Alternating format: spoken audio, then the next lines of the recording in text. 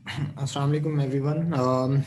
आज के लेक्चर में हम लोगों ने डिफरेंशियल इक्वेशंस को सॉल्व करने के लिए जो डी सॉल्व की कमांड यूज़ की हुई थी उसी के बारे में है, लेकिन हम लोग डिफरेंशियल इक्वेशंस को सॉल्व करने के जो डिफरेंट मेथड्स हैं उनको भी देखेंगे। मसलन जो हमारे पास डिफरेंशियल इक्वेशंस है वो होमोजीनियस भी होती हैं और इन होमोजीनियस इक्वेशंस भी होती हैं। इनमें क्या डिफरेंस है आप डिटेल के साथ खुद से सर्च कर सकते हैं, because it's not the scope of our subject कि मैं आपको यहाँ पे उनमें डिफरेंस बताता रहूँ। लेकिन जो है ना जो इनहोमोजेनियस इक्वेशन है उसमें आपके पास उसकी जो फॉर्म है वो कुछ इस तरह से होगी। मतलब उसमें आपके पास डेरिवेटिव्स होंगे और उसके अलावा वो इक्वल टू ज़ीरो की बजाय सम सॉर्ट ऑफ फंक्शन होगा जिसको हम लोग एफ ऑफ एक्स की फॉर्म में कहेंगे।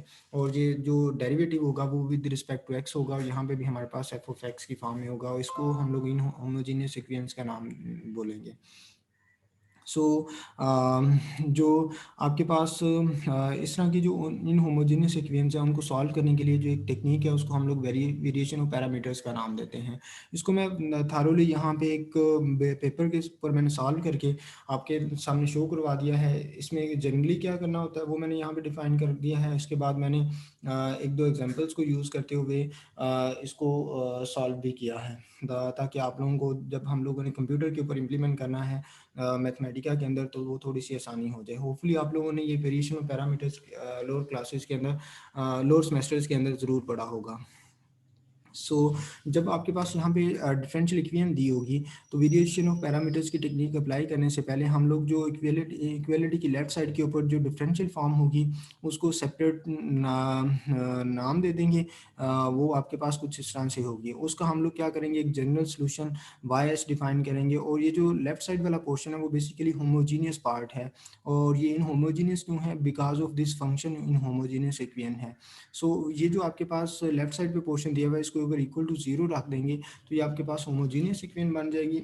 और इसका हम लोग कोई जनरल सोल्यूशन डिफाइन कर लेंगे, y h is equal to a y one plus b y two. और बेसिकली वाई और वाई वन और वाई टू जो हैं वो एक्स के ऊपर डिपेंड कर रहे हैं और ये वाई वन एक्स और वाई टू एक्स हम लोग कुछ इस तरह से ऑप्ट करेंगे कि ये वाई वन और वाई टू जो हैं वो लीनियरली इंडिपेंडेंट है। लीनियरली इंडिपेंडेंट का मतलब है ये है कि बाई एनी रो और कॉलम ऑपरेशन, बाई एडिशन और सब्ट्रैक्शन और मल्टीप्लिकेशन विद एनी नंबर हम लोग जो है एक को यूज़ करते हुए दूसरे को ड्राइव ना कर सकें तो वो आपके पास लीनियरली इंडिपेंडेंट होंगे। ठीक है। सो उसके बाद हम लोग क्या करेंगे, construct a particular solution y p, p for particular and y for solution y p particular solution to the inhomogeneous equation जो कि आपके पास ऊपर दी होगी by using the formula, by using the y one and y two जो हम लोगों ने यहाँ पे ऑप्ट किए होंगे। ठीक है। अब y p will be equal to, उसका जो फार्मूला है वो यहाँ पे दिया हुआ है। सिंपली ये मल्टीप्लिकेशन है, यहाँ पे इंटीग्रेशन है, यहाँ पे ये रोन्सकियन है। एफ ऑफ एक्स आपको दिया हुआ है, वाई टू एक्स जो आप लोग ऑप्ट करेंगे। रोन्सकियन का जो फार्मूला है वो बेसिकली डिटर्मिनेंट है y one x y two x, y one का डेरिवेटिव एक्स, वाई टू का डेरिवेटिव एक्स। और इसको हम लोग जब इसमें यूज़ करेंगे तो आपके पास वाई पी आ जाएगा।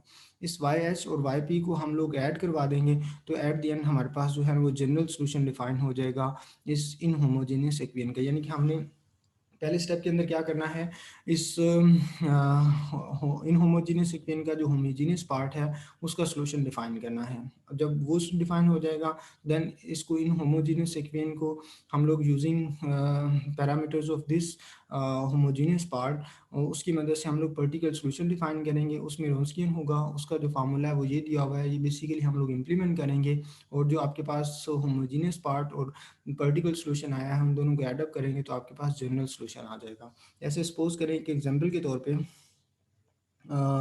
यहाँ पे आपको एक डिफरेंशियल इक्वेशन दी हुई है डी स्क्र वाई और d x square plus four y is equal to second two x, यानी कि यहाँ पे ये एफ ऑफ एक्स दिया हुआ है। ठीक है। Solve this for y h characteristic equation और फॉर वाई एच, और इसकी जो करेक्टरिस्टिक इक्वेशन बनती है lambda square plus four is equal to zero. और और इसका जो सोल्यूशन होगा वो आपके पास कुछ इस तरह से आएगा, A cos two x plus B sine two x. और यहाँ पे आपके पास cos two x will be equal to y one x और sine two x will be equal to y two x के इक्वल होगा।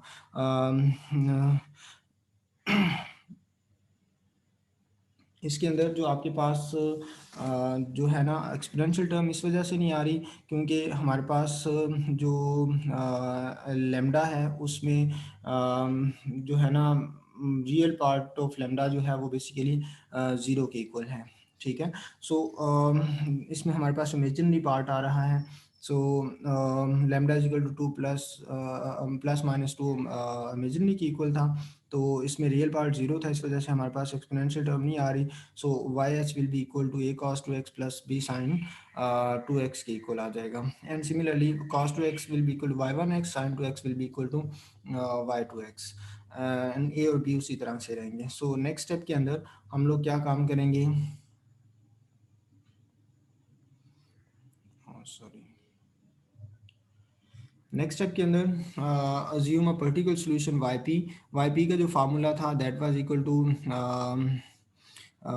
We one x y one x v two x is equal to y two x, और v one basically and v two जो है वो integral से, वो जो यहाँ पे बेसिकली इस फार्मूले को ब्रेकअप किया हुआ है जो लास्ट टाइम हम लोगों ने इधर देखा था। इसको हम लोगों ने वी वन एक्स का नाम दे दिया है, इसको वी टू एक्स का नाम दे दिया है, और आपके पास अगेन वही फार्मूला रहता है। ठीक है। सो वी वन एक्स को सेपरेट कैलकुलेट कर लिया, वी टू एक्स को सेपरेट कैलकुलेट कर लिया, और उसके बाद इसका रोन्सकियन का जो फार्मूला था उसमें वाई वन वाई टू और y one prime y two prime, y one का डेरिवेटिव लेंगे with respect to x, y two का प्राइम डेरिवेटिव लेंगे, और वो इक्वल टू टू आ रहा है, नॉट इक्वल टू जीरो। तो इसका मतलब यह है कि ये आपके पास लीनियरली इंडिपेंडेंट है। अगर ज़ीरो आ जाता है डिटर्मिनेंट देन वो लीनियरली डिपेंडेंट होंगे। सो हम लोग उसके ऊपर वेरिएशन ऑफ पैरामीटर की टेक्निक इस्तेमाल नहीं कर सकेंगे। सो क्योंकि जो रोन्सकियन है वो डिवीजन में आ रहा है, और रोन्सकियन डिवीजन में आता है समथिंग ओवर जीरो इन्फिनिटी को अप्रोच कर जाएगा। सो वी वन एक्स का इंटीग्रल की फॉर्म में फार्मूला था, उसको पुट करने के बाद रोन्सकियन की वैल्यू पुट करने के बाद एट द एंड आपके पास जो v one x is equal to this, v two x is equal to this, and y p के अंदर वी वन एक्स और वी टू एक्स की जगह पे वैल्यूज पुट करेंगे तो आपके पास ये वाला सोल्यूशन आ जाएगा, और वाई एच और वाई पी को ऐड करेंगे तो आपके पास जनरल सोल्यूशन आ जाएगा। ठीक है। और इसके अंदर आपके पास दो कॉन्स्टेंट्स हैं ए और बी, इनकी वैल्यूज़ को हम लोग डिफाइन कर सकते हैं, कैलकुलेट कर सकते हैं by putting the initial values. जो भी इनिशियल वैल्यूज़ दी होंगी, सपोज वाई ज़ीरो के ऊपर वैल्यू क्या है और वाई फर्स्ट डेरिवेटिव की ज़ीरो के ऊपर क्या वैल्यू है, उन वैल्यूज़ को पुट करेंगे तो यहाँ पे आपके पास ए और बी की वैल्यूज़ आ जाएंगी। सो इसी मेथड को हम लोगों ने ऑप्ट करना है इम्प्लीमेंट करते वक्त। सो अगेन मैं थोड़ा सा रिपीट कर दूं कि पहले स्टेप के अंदर हम लोगों ने क्या करना है, उसका होमोजीनियस पार्ट का सॉल्यूशन डिफाइन करना है। उसमें आपके पास y one y two y x y one और वाई टू आ जाएंगे।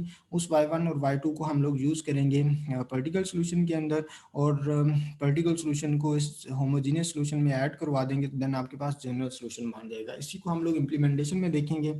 सो लेट्स सी कि इम्प्लीमेंट हम लोग किस तरह से करेंगे। सो अगेन मैं जो है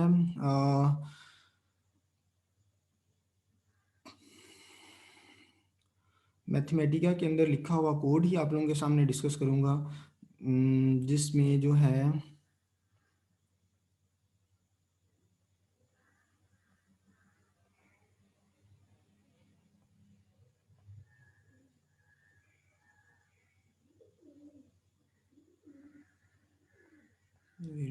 मैथमेटिका,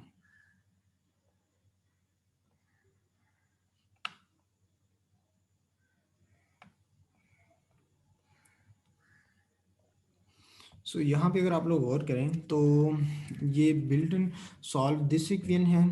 ठीक है। ये आपके पास इन होमोजेनियस इक्वेशन है, इसमें आपके पास ये वाला फंक्शन है एफ ऑफ एक्स।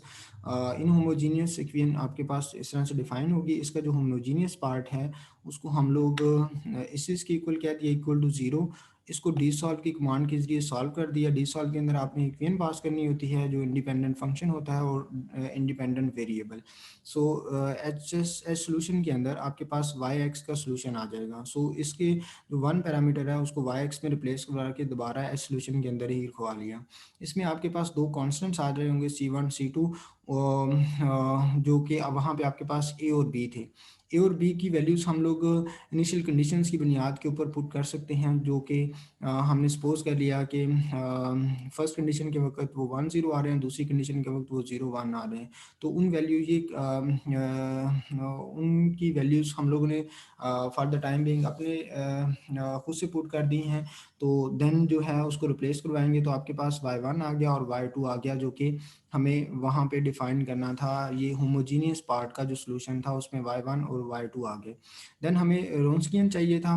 रोंस्कियन के लिए डिटर्मिनेंट था y1 और y2 पहली रो, और उसके बाद y1 का derivative with respect to x, y2 का derivative with respect to x।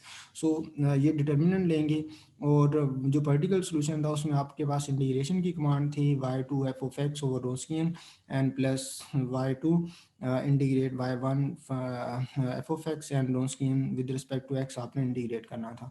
तो yp आ गया। जब आप yp और जो आपके पास h सॉल्यूशन था, जनरल जो सॉल्यूशन था, सॉरी होमोजेनियस पार्ट का जो सॉल्यूशन था, उन दोनों को ऐड करवाएंगे तो आपके पास जनरल सॉल्यूशन आ गया। अब हमें कैसे पता चलेगा कि ये इस इक्वेशन का सॉल्यूशन जो है वो ठीक भी आया कि नहीं आया? तो हम लोग क्या करेंगे, वो जो इनहोमोजेनियस इक्वेशन दी हुई थी उसको y ऑफ x के लिए डी सॉल्व की कमांड को ही यूज़ करते हुए कर सकते हैं। सो यहाँ पे एक चीज़ ज़हन में रखें कि हम लोग ये नहीं कहेंगे कि डी सॉल्व की कमांड सिर्फ जो है ना वो होमोजेनियस को कर सकती है। डी सॉल्व की कमांड इनहोमोजेनियस को भी सॉल्व कर सकती है, बट जो है हम लोग यहाँ पे एक नया मेथड डिस्कस कर रहे हैं, वेरिएशन ऑफ पैरामीटर्स, जिसको हम लोग उसके अपने मेथड के ज़रिए सॉल्व कर रहे हैं। सो यहाँ पे बेसिकली इस लाइन के अंदर पूरा मेथड इम्प्लीमेंट किया हुआ है। बेसिकली होना क्या था, इनहोमोजेनियस इक्वेशन को सॉल्व करना था, और उसका जो लिस्ट के अंदर जो पहला सॉल्यूशन था उसको y ऑफ x में रिप्लेस करवा के इसमें रखवाना था। तो एक ही लाइन के अंदर ये सारा काम कर दिया। एट द एंड हम लोग मैच कर लेते हैं कि अगर जो वेरिएशन पैरामीटर का सॉल्यूशन है और डी सॉल्व के सॉल्यूशन जनरल सॉल्यूशन 2 के साथ अगर मैच करता है तो हम लोग प्रिंट करवा देंगे सॉल्यूशन सेम है। इसके अलावा आप इन सॉल्यूशंस को प्लॉट भी करवा सकते हैं। सो प्लॉट करने का तरीकाकार हम लोग लास्ट लेक्चर के अंदर देख चुके हुए हैं, सो आप उसको यूज़ करते हुए कर सकते हैं। So these are the outputs. ठीक है। और ये बेसिकली एरर फंक्शन जो है ERFI, ये बेसिकली कम्प्लेक्स नंबर की वजह से जो एरर आ रही है वो यहाँ पे प्रिंट करवा रहा है। इससे हमें कोई गर्ज नहीं है। एट द एंड आपके पास वो कह रहा है कि सोल्यूशन जो है वो दोनों के सेम हैं। ठीक है। तो यहाँ से आप लोग मैच भी कर सकते हैं। ये general solution of the variation of parameter है, और ये आपके पास डी सॉल्व की कमांड के जरिए जो सोल्यूशन आ रहा है उसका आंसर है। सो बच्चे, होपफुली आप लोगों को मेथड की भी डिटेल समझ आ गई होगी, और जिस तरह से हमने इम्प्लीमेंट किया है उसकी भी समझ आ गई होगी। सो नेक्स्ट लेक्चर के अंदर हम लोग इससे रेलिवेंट प्रॉब्लम और जो है ना नई टेक्निक भी डिस्कस करेंगे। सो टेक केयर, अल्लाह हाफिज़।